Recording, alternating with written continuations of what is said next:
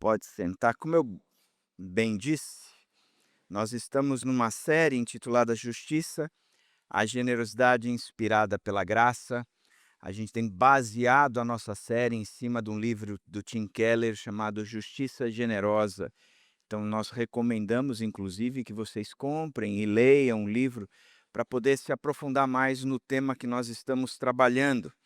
Lembrando que quando nós começamos a série, o que eu expliquei foi o significado da justiça à luz da palavra. Quando a gente olha para o Velho Testamento no hebraico, duas palavras são traduzidas por justiça. Uma, mishpat, que dar à pessoa o que lhe é devido, ou seja, a punição justa ao culpado e proteção e cuidado ao inocente e vulnerável. Da mesma forma, o tzedakah, que significa viver de forma justa diante de Deus e das pessoas, ou seja, uma coisa é aquilo que nós somos, o tzedakah, a outra coisa é aquilo que nós fazemos, o mishpat, ou seja, nós precisamos ser justos, mas também precisamos praticar a justiça. Isso é o que o significado de justiça de acordo com a Bíblia. Quando a gente pensa na justiça e a abrangência da Bíblia, isso a gente viu no nosso primeiro encontro, a gente vai ver quatro áreas distintas que a Bíblia vai chamar de justiças ou aonde a justiça alcança. A primeira área tem a ver com a redentora. A justiça de Deus para com nós, a justiça de Deus que olhou para nós, pecadores, e ele se fez justo, ao mesmo tempo que ele fez a justiça. Deus em Cristo Jesus cumpre a justiça, sendo justo e nos torna justo, ou seja, nós temos e fazemos parte dessa justiça redentora, o de ser declarado justo por Cristo, e você pode ver isso em Romanos 3, 23 a 25. Existe a justiça pessoal, aquela justiça que envolve a vida reta, a ética, a santidade, o ser e o fazer, porque sou salvo. Eu sou salvo, a justiça de Deus foi aplicada na minha vida, portanto eu vivo de forma justa. E você pode ver isso no Salmo 106, verso 3. A justiça legal, jurídica, o julgamento justo, sem corrupção, sem o jeitinho brasileiro, ou seja, aquilo que a justiça diz que tem que ser, dessa forma nós devemos ser. E aqui entra aquela discussão, até tive uma boa conversa no meu grupo de sexta-feira, aonde o que é dar a César o que é de César e a Deus o que é de Deus. Dar a César o que é de César é cumprir o que a lei diz, e a gente tem que viver. E isso é viver a justiça também, justiça bíblica. E a quarta e última a abrangência da justiça tem a ver com a justiça social. Cuidar dos vulneráveis, agir com equidade, e aí Zacarias 7, de 9 a 10, ela trabalha um pouco mais. Quando a gente pensa em justiça social, e é nessa que a gente vai olhar um pouco mais, a gente vê que a abrangência da justiça social e a própria definição da justiça social tem muito a ver.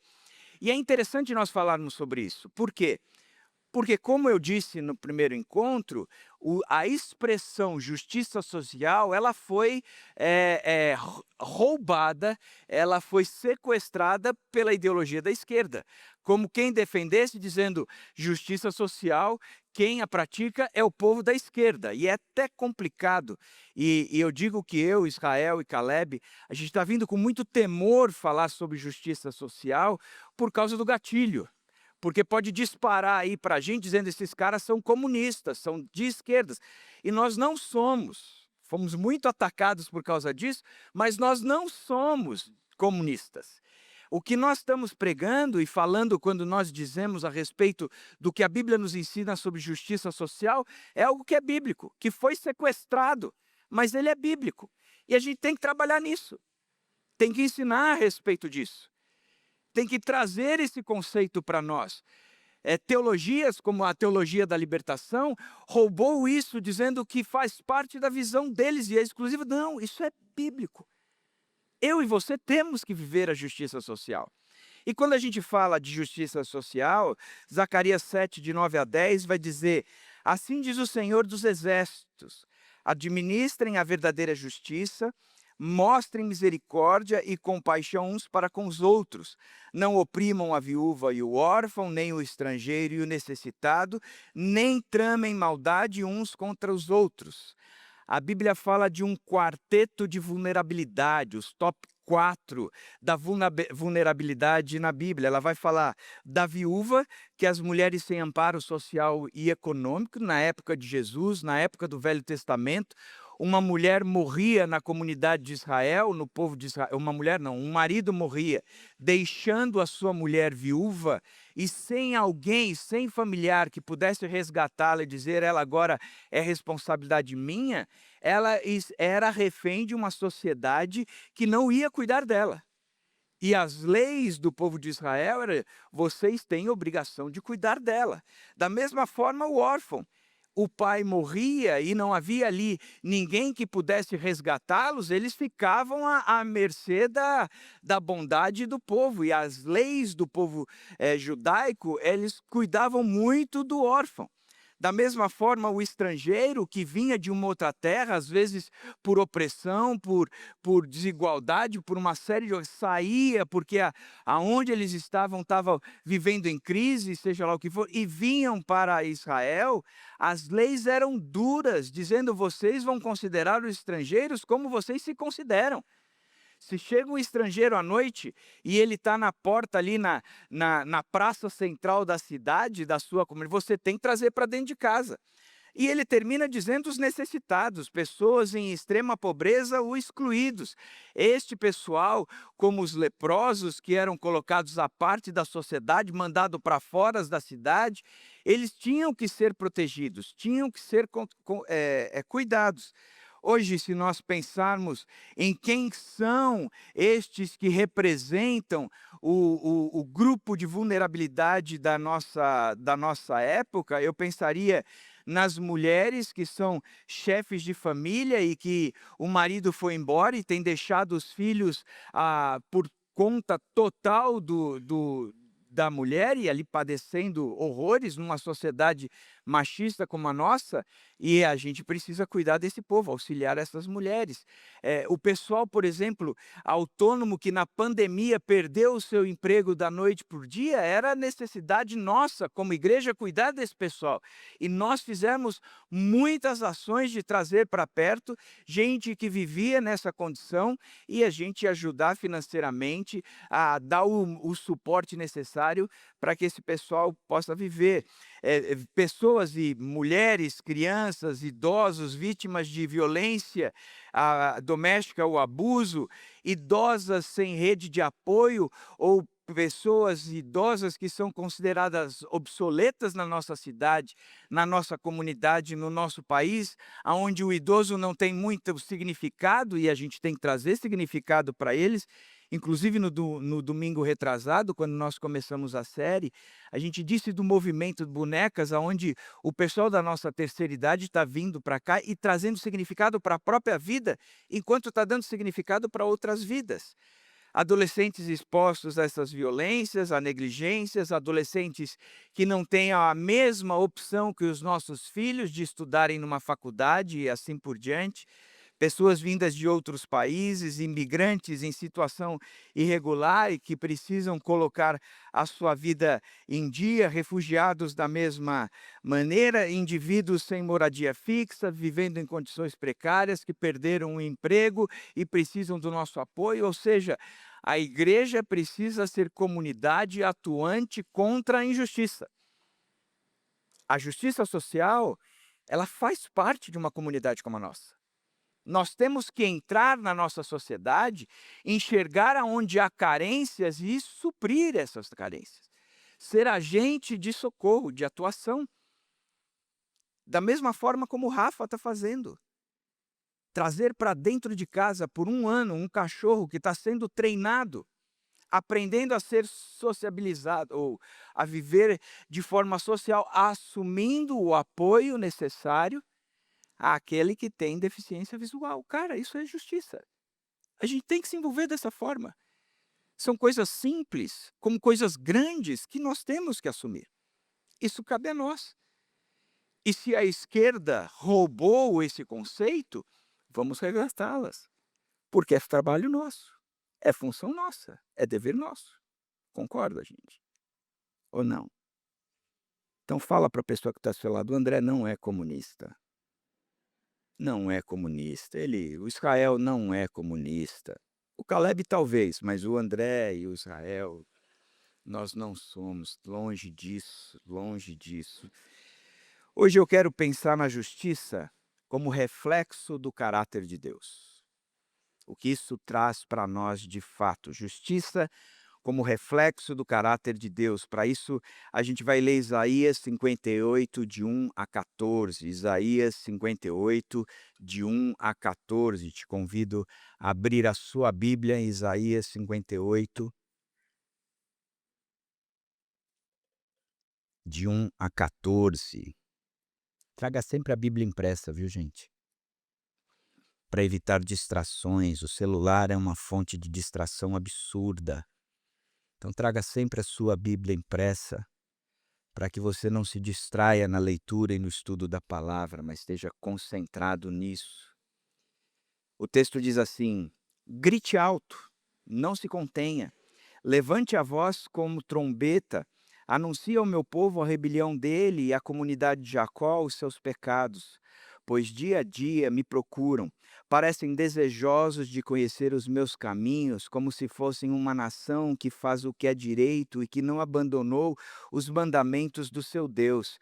Pedem-me decisões justas e parecem desejosos de que Deus se aproxime deles. Porque jejuamos, dizem, e não o viste? Porque nos humilhamos e não reparaste? Contudo, no dia do seu jejum, vocês fazem o que é do agrado de vocês e exploram os seus empregados. Seu jejum termina em discussão e rixa, em brigas de socos brutais. Vocês não podem jejuar como fazem hoje e esperar que a sua voz seja ouvida no alto. Será esse o jejum que escolhi, que apenas um dia o homem se humilhe? Incline a cabeça como um junco e se deite sobre o pano de saco e cinzas. É isso que vocês chamam jejum? Um dia aceitável ao Senhor? O jejum que desejo não é este: é soltar as correntes da injustiça, desastar as cordas do jugo, pôr em liberdade os oprimidos e reprimir e romper todo o jugo? Não é partilhar sua comida com o faminto, abrigar o pobre desamparado, vestir o nu que você encontrou e não recusar ajuda ao próximo? Se você vigiar seus pés para não profanar o sábado e para não fazer o que bem quiser em meu santo dia, se você chamar delícia o sábado e honroso o santo dia do Senhor, e se honrá-lo, deixando de seguir o seu próprio caminho, de fazer o bem que quiser e de falar futilidades, então você terá no Senhor a sua alegria.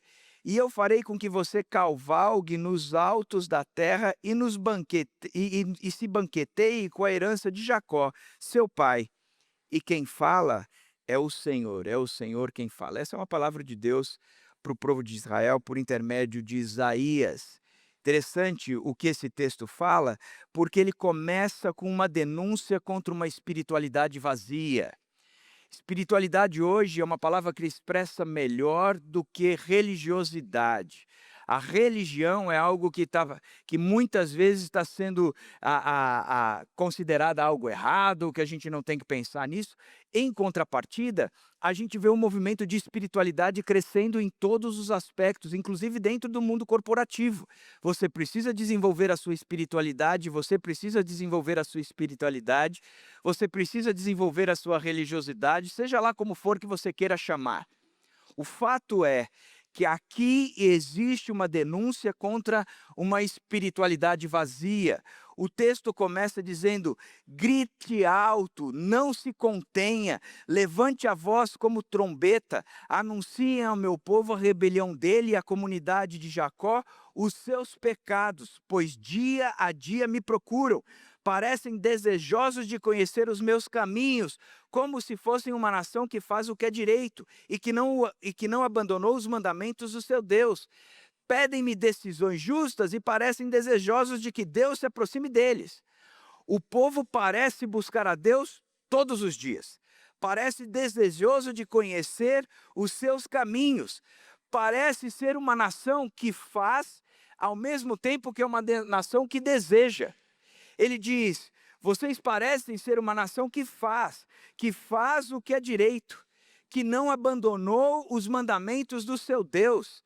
Vocês parecem uma nação que deseja, pedem decisões justas e desejam que Deus se aproxime de vocês. Vocês são essa nação, mas existe um negócio muito errado. Muito errado. Ele diz: grite alto, não se contenha. Ele pede para o profeta gritar, dar um alerta, tocar o sinal, a buzina. Ele diz: grite em alta voz, é uma linguagem de juízo, traga condenação. Ontem eu fui buscar o Felipe em casa, estava parado numa rua, e a rua eu tinha que parar um pouco mais à frente, vinha um cara no celular. E o cara não me viu parado. E ele vinha no celular dirigindo o carro e ele ia me acertar em cheio. Eu não tive dúvida. Taquei a mão na buzina. O cara levou um susto, tirou o carro de cima de mim, passou por mim e eu não falei nada. Essa eu acho que é a parte mais milagrosa da história. Ele foi embora. Mas o que evitou a batida foi o alerta. E esse é um alerta. Grite alto, não se contenha. Grite alto contra a rebelião e os pecados. Vocês dizem que vocês têm essa cara toda, mas isso não é verdade. Vocês dizem que vocês fazem justiça, que vocês desejam justiça, mas isso não é verdade. E você, Isaías, tem que dar um grito bem alto, porque eles vivem em rebelião e eles vivem em pecado. Vocês têm cara de espirituais. Vocês se dizem religiosos. Vocês cantam de uma espiritualidade que é uma espiritualidade vazia. Não vale de nada. E ele explica o porquê essa espiritualidade tem essa característica toda. Ele diz: é uma espiritualidade incoerente com o caráter de Deus. Por que jejuamos, vocês dizem, e o Senhor não nos vê jejuando, não nos vê jejuando? Porque nos humilhamos e o Senhor não nos repara nos humilhando? Contudo, diz Deus, no dia do seu jejum, vocês fazem o que é do agrado de vocês. E são injustos, vocês exploram os seus empregados. O seu jejum termina com discussões e rixas e em brigas de socos brutais. Vocês não podem jejuar como fazem hoje e esperar que a sua voz seja ouvida do alto. Ele vem dizendo: será esse o jejum que escolhi? Que apenas um dia o homem se humilhe, incline a sua cabeça como o junco e se deite sobre o pano de saco e cinzas? É isso que vocês chamam de jejum? Um dia aceitável do Senhor? Ele diz: isso é incoerência. É totalmente incoerente. É incoerente o que vocês estão dizendo, porque não é coerente com o caráter de Deus. Porque Deus, ele é justo. O povo pergunta: por que jejuamos e o Senhor não nos vê? Deus responde: vocês fazem jejum, mas continuam explorando seus empregados.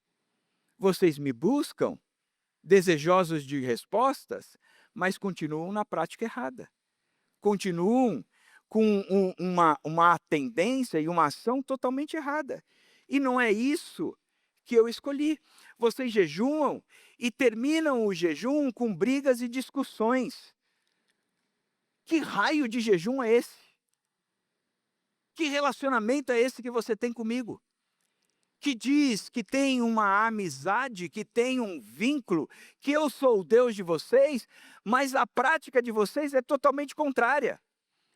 A prática de vocês não reflete em relações justas com Deus, ou justas com o teu próximo. A prática de vocês acontece totalmente dissoante àquilo que eu sou. Vocês não me espelham. Vocês não refletem a mim. Vocês vivem de acordo com o que vocês acham que é o certo. E ainda assim, se vem no direito de me buscar. E Deus não se impressiona com formas religiosas, gente. Deus não se impressiona com uma espiritualidade oca. Deus não se impressiona com o número de vezes que você vai à igreja, a quantidade de orações que você faz ao dia, quanto texto bíblico você lê por dia. Deus não se impressiona com o valor que você contribui aí com a igreja. Deus não está nem aí para isso. O que Deus está preocupado é com o coração transformado, que reflete em ações transformadas. Deus não se impressiona com a frequência de jejum e com orações. Deus se impressiona se houver justiça real. Deus se impressiona se o meu relacionamento com Ele for espelhado no meu relacionamento com o meu próximo. Deus se impressiona se, como eu vivo, eu espelho a justiça em tudo aquilo que eu faço. Se eu sou um patrão honesto, se eu pago todas as notas, se eu declaro tudo o que de fato ganhei, se eu sou um funcionário que quando entro no home office, eu me conecto exatamente na hora que eu começo a trabalhar, e não de forma ilícita, onde eu faço login, mas vou tomar banho, tomar café, vou conversar, e depois eu venho para cá. Ele está dizendo, escuta, é incoerente em todos os sentidos. A justiça que vocês estão vivendo é uma justiça oca. É para inglês ver, mas não é para que eu veja. Para que eu olhe para vocês e digo, eu vejo transformação. Não, não tem. Vocês continuam do mesmo jeito. Deus não busca a adoração sem justiça. Ele rejeita rituais que não são frutos de caráter transformado. Quem busca Deus se torna parecido com Deus. Justiça é parte do caráter de Deus, portanto, ser justo é refletir o seu caráter.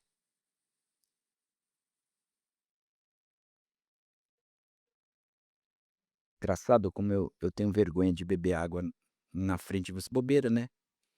Vou começar a beber e fazer gargarejo para perder esse medo, essa vergonha. Deuteronômio 32:4, ele fala um pouco de quem Deus é.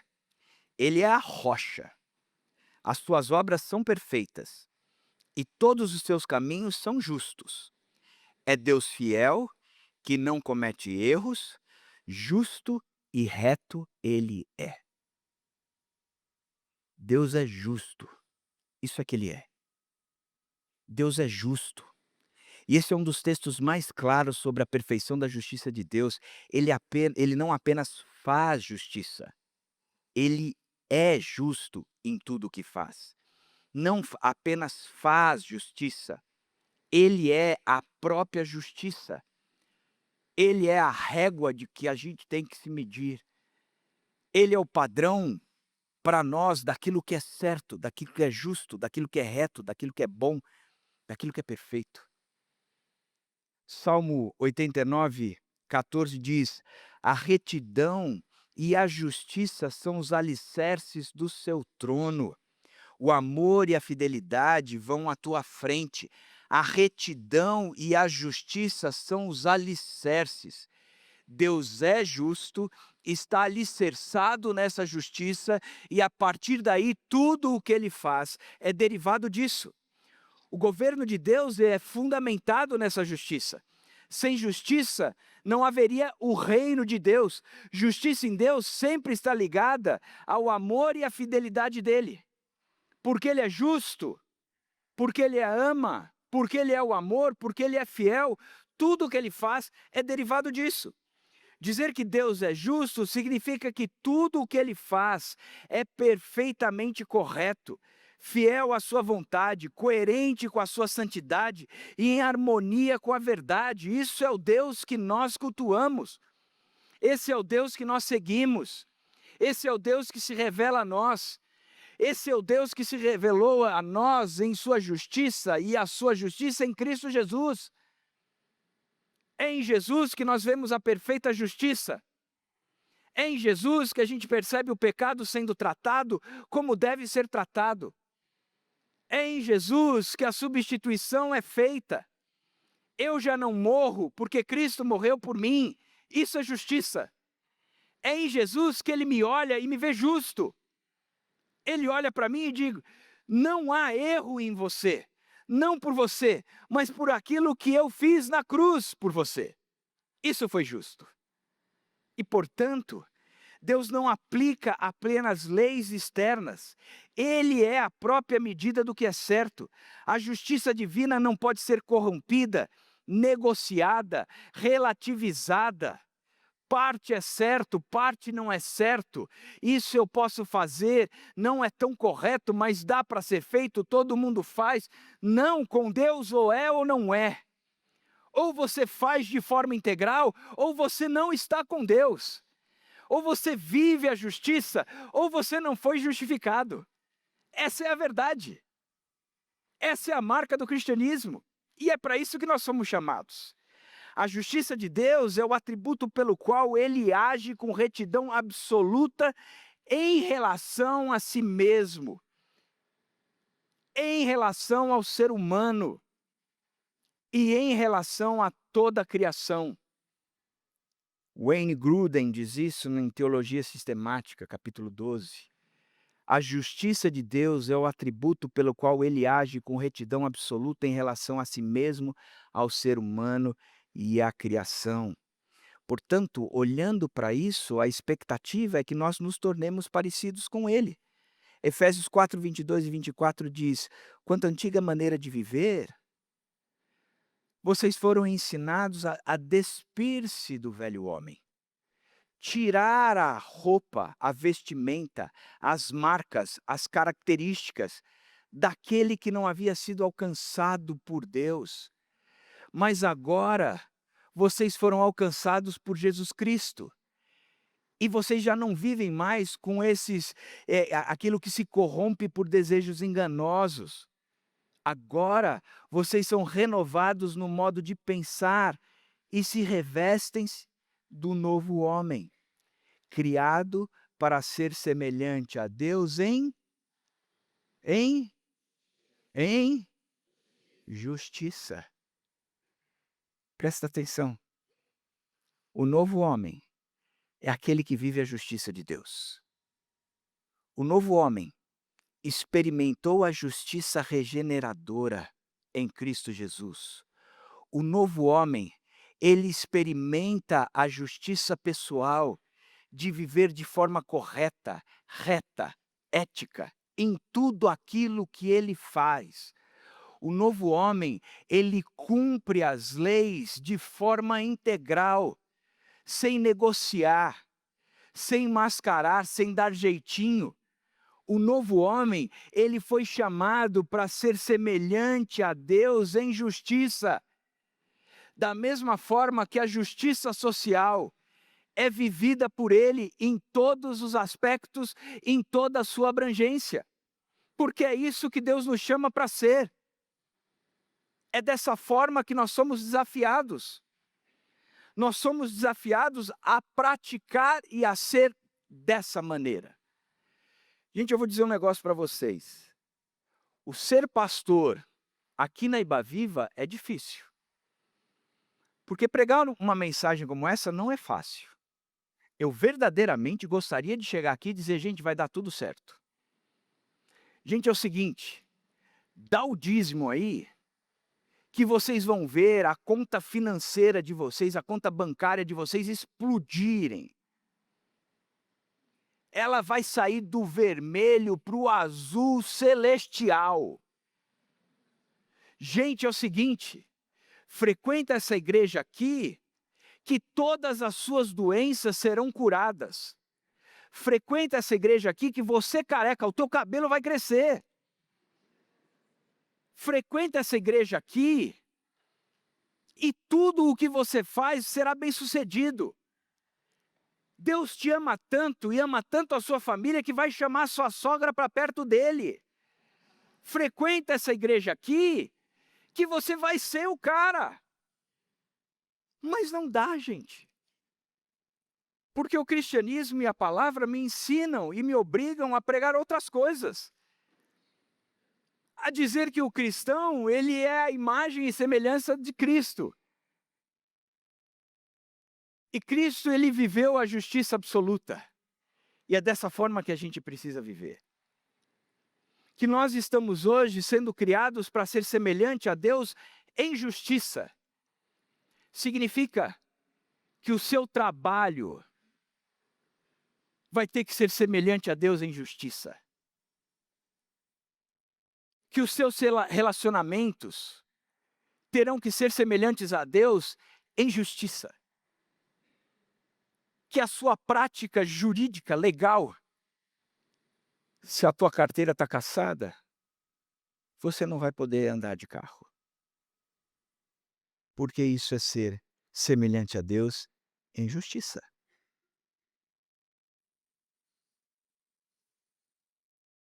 Esse é o desafio. É uma mensagem fácil? Não, não é.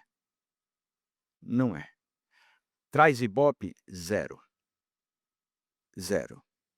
Ninguém nunca publicou uma foto minha no Instagram dizendo: se a sua carteira está cassada, você não pode dirigir o carro. André Fontana. Porque isso não dá Ibope. Raiane, se você publicar, vai cair seu cabelo. Que eu estou falando isso, ela está dizendo: vai publicar. Entendeu, gente? O ser cristão é negar a si mesmo, é tomar a sua cruz, é seguir o Mestre. O ser cristão exige a morte, porque é aquele que morreu para nos dar a vida, vida essa que só obtemos se morrermos. Isso é ser cristão. Isso é ser cristão. A espiritualidade da gente tem que refletir a justiça. O jejum que desejo, não é este? Soltar as correntes da injustiça, desatar as cordas do jugo, pôr em liberdade os oprimidos e romper todo jugo? Não é partilhar sua comida com o faminto, abrigar o pobre desamparado, vestir o nu que você encontrou e não recusar ajuda ao próximo? O jejum que desejo é soltar as correntes da injustiça. O jejum que desejo é a espiritualidade que espero de vocês é: soltem as correntes da injustiça. A justiça, ela está intrinsecamente ligada ao caráter de Deus, e se formos alcançados por sua graça, nós refletiremos seu caráter em nossas ações, especialmente em como tratamos os mais vulneráveis. O que Deus deseja? Acabem com a exploração no trabalho, libertem os presos, cancelem as dívidas, repartam a comida com os famintos, convidem os desabrigados para casa, coloquem roupa nos maltrapilhos que tremem de frio e estejam disponíveis para a sua família. A gente entende a conexão com o texto de Miqueias 6:8, praticar a justiça, amar a misericórdia, andar humildemente com o teu Deus. Deus se agrada mais de justiça prática do que sacrifícios formais. Praticar justiça é refletir o caráter de Deus. Interessante que ele termina o texto dizendo que a alegria é fruto da justiça.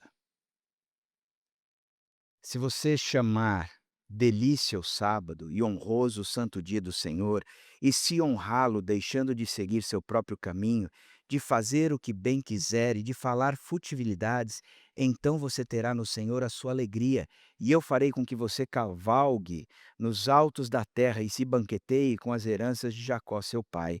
É o Senhor quem fala. Quando ele está dizendo, se você chamar de delícia o sábado aqui representa a aliança que eu faço com Deus e que Deus fez comigo. O sábado é quando eu descanso em Deus, dizendo, quem faz as coisas sou eu, e não quem faz as coisas é o Senhor, e não eu. Eu posso inclusive parar, porque o Senhor vai dar continuidade nessa história toda. Guardá-lo corretamente inclui alegria, humildade e alinhamento com os caminhos do Senhor. E o que ele está dizendo é, se você praticar a justiça de fato, se você viver e espelhar o que é o meu caráter, então você terá no Senhor a sua alegria. Bem-aventurado, felizes, felizes pra caramba, felizardão. É aquele que tem fome e sede de justiça, porque estes serão saciados, terão a sua fome e a sua sede saciadas. A felicidade, gente, não vem em obter favores. A felicidade não vem na injustiça. A felicidade não vem num caráter reprovado. A felicidade não vem numa prática religiosa ou numa espiritualidade elevada. A felicidade é fruto do caráter de Deus refletido na minha vida, de ser como Ele é, de fazer o que Ele faz, de amar o que Ele ama, de cuidar como Ele cuida, de abrir mão do próprio ser como Ele abriu por mim, não considerando algo ser Deus, a si mesmo se esvaziou, tornando-se homem, e como homem se esvaziou, tornando-se servo, obediente até a morte, e morte de cruz. Isso é o que Deus nos convida. E é só assim que a gente encontra a felicidade. É na alegria de ser parecido com o nosso Deus. Não por esforço próprio, mas porque Ele nos alcançou. A justiça de Cristo foi aplicada a mim. Portanto, hoje, eu posso viver a justiça de Deus. Termino por aqui a minha fala, mas deixo alguns da nossa igreja falarem sobre o que eles estão fazendo e a importância de uma comunidade como a nossa, entrar numa cidade como a nossa e fazer a diferença aplicando justiça.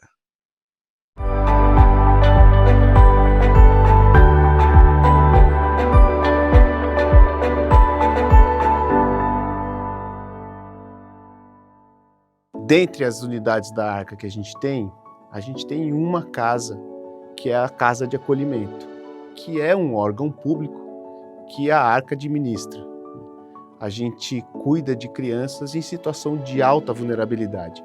Chegaram e me fizeram uma pergunta muito importante, né? O que a igreja poderia fazer para abençoar a cidade? Nós já tínhamos, o poder público já tinha a Casa de Acolhimento, e na ocasião eu estava como secretária da Assistência Social e ardia no meu coração um tipo de trabalho diferenciado ali, né? Não apenas algo técnico, mas mais humanizado, um trabalho diferenciado do que nós estávamos fazendo. Aqui na Casa de Acolhimento a gente faz todo o cuidado com as crianças, a gente atende criança de 0 a 18 anos e toda a parte de cuidado de saúde, educação, alimentação e também investindo na vida deles com valores, ensinando, fazendo todo o cuidado, ensinando a parte de respeito, de carinho e fazendo todo esse cuidado que deveria estar acontecendo dentro da casa deles, né? Mas o interessante é que ali é um lugar de acolhimento. A gente conseguiu construir ali um lugar onde a criança ela foi tirada do convívio familiar, foi tirada da sua casa, foi tirada dos seus parentes. Mas a gente vê a criança chegar ali e brilhar os olhos e ela fala assim, puxa, é aqui que eu vou morar agora? Porque é um ambiente acolhedor. É um ambiente muito bom para a criança. As crianças elas chegam até a casa através ou do conselho tutelar, onde eles verificam alguma situação ali de desproteção e aí eles trazem para cá, para casa, ou eles podem vir através da justiça também, onde é determinado através da juíza que aconteça o acolhimento. A importância do nosso trabalho para essas crianças e famílias é restaurar uma normalidade, vamos dizer assim, restaurar relacionamentos. E dentro disso a gente também tem que mostrar para eles de que quem pode restaurar qualquer tipo de relacionamento é nosso Deus. Sem dúvida nenhuma, todos que estão envolvidos nesse trabalho, desde lá de trás até agora, se sente como um missionário dentro da cidade, fazendo um trabalho que muda e sempre vai mudar vidas. E esse trabalho da casa de acolhimento é muito delicado e muito especial, porque nós temos que tratar com a criança. Ali vai ser o novo lar dela, mesmo que seja temporário ou por bastante tempo, vai ser a nova casa dela. Então, tem todas as dinâmicas de uma casa. Ela vai para a escola, ela faz cursos também, muitas vezes cursos profissionalizantes ou esportes, oficinas culturais. Aqui na casa a gente percebe que o trabalho com as crianças e os adolescentes ele é muito intenso, né? Porque a gente participa do desenvolvimento da vida deles por um período. E a gente percebe bastante impacto na diferença deles, do comportamento, até no planejamento de vida. Então a gente já começa a perceber quando eles entram aqui, como eles agem, o formato, e ao passar do tempo, os valores que eles vão construindo junto com a gente, né? A nova forma de olhar para a vida também. Então a gente vê bastante diferença, né? Tem muitas famílias que depois do acolhimento ainda mantêm contato com a gente, sempre trazendo a criança para visitar ou fazendo algum tipo de contato, mostrando fotos e o desenvolvimento deles para a gente continuar acompanhando. Então você olha toda aquela dinâmica daquela casa, você olha tudo o que acontece ali, as crianças que chegam, as crianças que saem dali, a responsabilidade da igreja para todo esse serviço e a nossa oportunidade de servir a cidade é muito grande. É emocionante você ver todo esse caminho sendo percorrido, todo esse cuidado sendo tomado com cada criança ali.